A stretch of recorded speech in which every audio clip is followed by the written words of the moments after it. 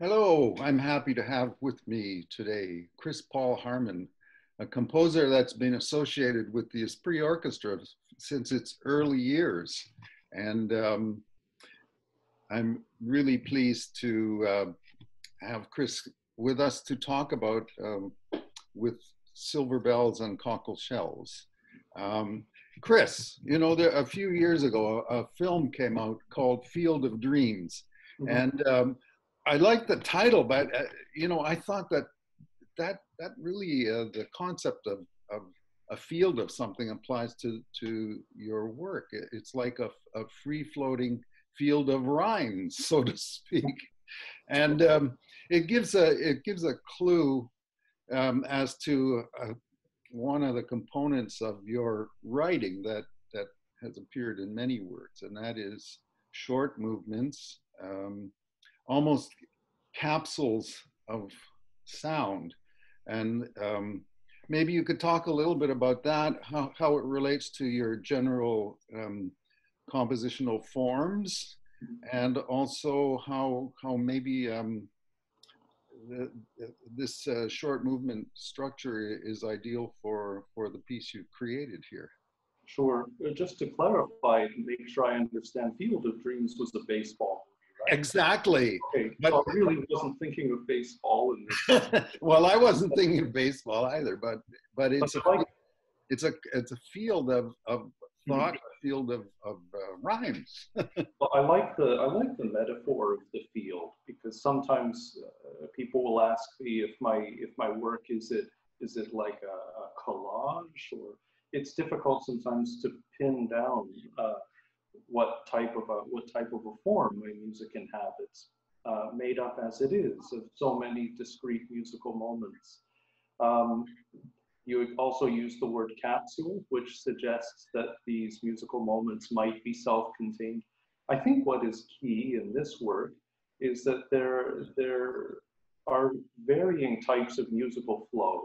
Although the work is essentially one continuous movement, I think the listener may perceive division into four larger parts. And for example, within the first and the last parts, these musical moments, these capsules are very clearly divided with silences in between. And then in the intermediary two sections, the two middle sections, there is more abstraction and ambiguity. Sometimes sections flow or bleed into one another. So I think in a way the idea of these autonomous musical moments in this piece has much to do with how we perceive musical flow. Mm-hmm. One of the other characteristics that has appeared in pieces of yours is the idea of using an isolated or separate group of instruments to carry, or as a reference point, and to carry certain kinds of musical activity. In this case, it's particularly notable that a prepared piano and harpsichord and harp and percussion are used in that way. Can you talk about that, what your concept there is, and how it relates in the overall orchestration? Mm-hmm. I do think of this group of instruments that you just described as functioning a little bit like a concertino. That is to say, they are almost like soloists, although they don't explicitly play soloistic or virtuosic material most of the time. But rather, this privileged group of instruments projects a very characteristic kind of sonority and timbre within the music. And uncharacteristically, from the purview of orchestration, the other instruments, such as strings or woodwinds, instruments that often carry primary duties in orchestral music, are actually of secondary importance much of the time in my music, in that they provide subtle graduations of tonal color to the instruments in the concertino group.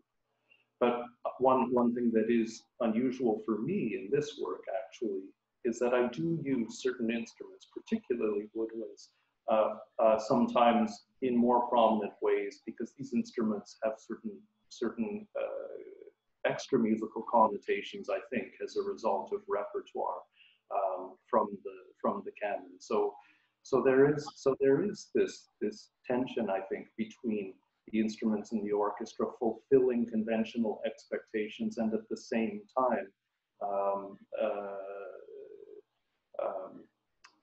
establishing themselves in ways that subvert our expectations of those instruments in the orchestra. Yeah, and the other thing about that, what you're talking about, is how this process lends itself to defining the different movements and the different rhymes with their own kind of sonorities or moods or paces and flows and associations, as you say. And the diversity, the span of meaning and impact of the rhymes gives you lots of leeway, lots of different kinds of areas of activity and mood to work with. Mm-hmm. What drew you to use these rhymes in a piece? I mean, has this been something that has been percolating over many years, that you thought of this project and it's kind of been underground until we asked you to write this piece? I mean, what drew you to these particular rhymes or poems? Well, there are precedents in my music for working with children's nursery rhyme songs. My viola concerto was based entirely on Japanese children's nursery rhyme songs, and a work from the late 1990s, From the Cradle to the Grave, for strings, was based on children's nursery rhyme songs. In both cases, however, there was no vocal writing, so the words were conspicuously absent. All one had as a point of reference were more explicit or implicit references to the original melodies. So I wanted in this piece to actually engage with both the lyrical and the musical content of these songs, I think. And what drew me to making such an explicit reference this time is the fact that I'm not sure it's what most people would typically do. As one person I know said to me recently, he said, it's as if you're daring us not to take you seriously. And I actually am quite happy with that observation. This is something that I find very intriguing in the music of certain other composers. I'm thinking now of a composer, British composer, Richard Ayers, who has lived in the Netherlands for many years. Sometimes on the surface, it may seem that the music that he writes is garish or almost crass, but on closer examination, it's actually very finely detailed, finely rendered. And there's a strange paradox in that I find engaging as a listener to music. So in a way, by using these very simple songs not associated with quote unquote high art, with the concert hall, I wanted to engage with the dissonance of seriousness of intent. Yeah, but I think these pieces are to be taken seriously, and they're quite direct, and they can be perceived or appreciated on many different levels. I mean, you can take them as the simple nursery rhymes, or, well, they're actually very sophisticated nursery rhymes, but you can take them at that strict level. But then as one listens to what you've done with the orchestration and the harmonies, etc., they're extremely subtle, and they do capture, they're very evocative of what's being discussed in the poetry. So I think you are to be taken seriously. I thought that the performance by Shannon Mercer was really excellent. Can you talk a little bit about like your choice of style, of singing style and setting this. I mean, you know, new music composers, another composer might have made this quite garish sounding, or employed extended or unusual vocal techniques, and that's not exactly what you've done. Mhm. Well, my goal was really more simple. I wanted a bel canto type of singing in the most general sense, to serve a very clear articulation of the lyrics of the songs, so that they could be easily perceived by the listener.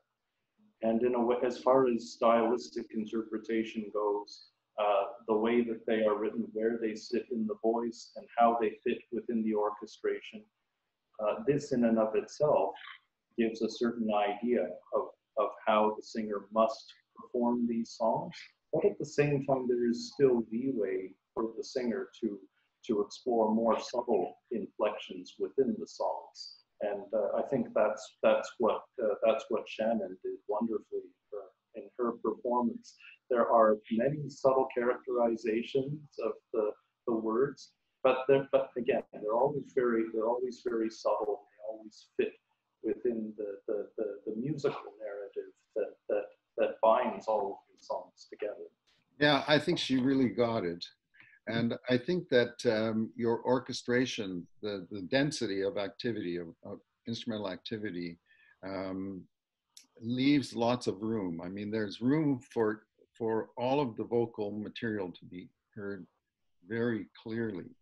Um, and this adds to the sense of the simplicity, so to speak, that one would associate with reading rhymes to children.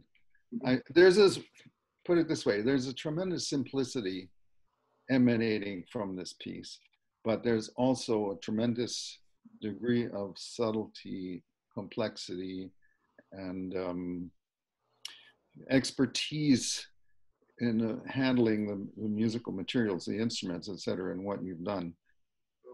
I looked to two master composers for guidance in this regard. When I was working on with Silver Bells, I was studying the pieces, the folk songs by Luciano Berio, which many people know. There are two versions. One is a chamber ensemble version, one is an orchestral version. I actually prefer the chamber version for its clarity. The orchestral version is also very clear, but there's something very poignant and focused about the chamber version. The other work that I looked at very carefully was a song cycle by Lutoslawski called Chantefleur et Chantefable. And again, Lutoslawski, I think, paints largely in primary colors. The subtle contrasts that can obtain from one woodwind instrument juxtaposed with another, then contrasted with a small body of strings. These are very subtle, very simple techniques that Lutoslawski explores to the full, and techniques that I think still have a place for exploration, even in our current climate, where many composers are concerned with pushing the boundaries of what is possible in terms of tone production from different instruments, or with the modification of the sound of instruments through electronics. I'd also like to comment on the fact that you found a colleague or a friend of yours to prepare a video-mounted text to go along with the recording. This is post-recording, of course. And I thought this was a really good idea, and it's been done very effectively. It's done smoothly and not jarringly, and I mean, for the purposes of video listening or viewing, it's very effective. Thank you. The idea arose from a question of what to do. From time to time, I give talks about my music in different places, And the question arose, what best to show my audience? Am I going to show the audience a video of a concert performance? That's possible, but I didn't have one. Am I going to show them a full score? Reading full orchestral scores is often very difficult in the context of a presentation, at least if you are trying to project the score. So I thought, is there some other way that I can engage the audience? And the idea of having surtitles seemed a viable option and a thought-provoking option. So I engaged the services of Keegan Boulinow, who is a former student in the sound recording program at McGill University, where I teach. And I asked him if he could create a synchronous version, synchronous with this particular recording, of surtitles to accompany the songs. And I gave a few general directions when I wanted the surtitles to appear or disappear, how much text I wanted on the screen at any one time. But after that, I gave him a certain amount of artistic license to experiment with fonts and other aspects of the presentation. And I found that in his approach, he seemed to take the same subtle approach, very subtle ways of situating the text in different parts of the screen, different types of fades, slow fades, rapid fades, to somewhat parallel the sensibility of the music and the activity that is described in the words of the songs. I think it's really well done. And I look forward to your next work, Chris, for orchestra. How much is the direction that you took in this piece, aside from the vocal part, in terms of writing for orchestra or for large ensemble? How much of this work will continue in what you do in the future? Is there a link? I mean, is there a continuity from piece to piece that you try to achieve, or is it something that just happens naturally?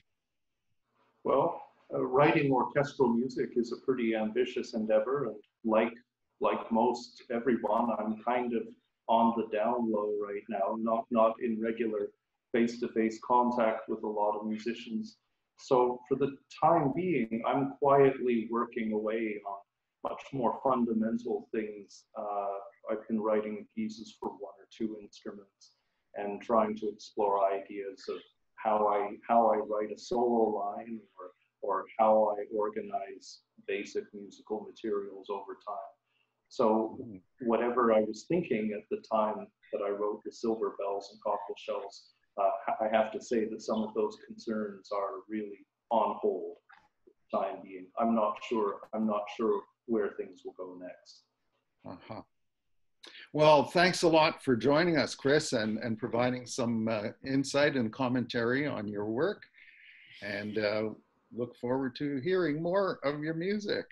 Thank you for the invitation, and thank you for requesting this work and for the excellent world premiere performance, and for producing this archival recording that we can all enjoy now. Our greatest pleasure with Esprit. Thank you. Thanks. Bye, Chris. Bye-bye.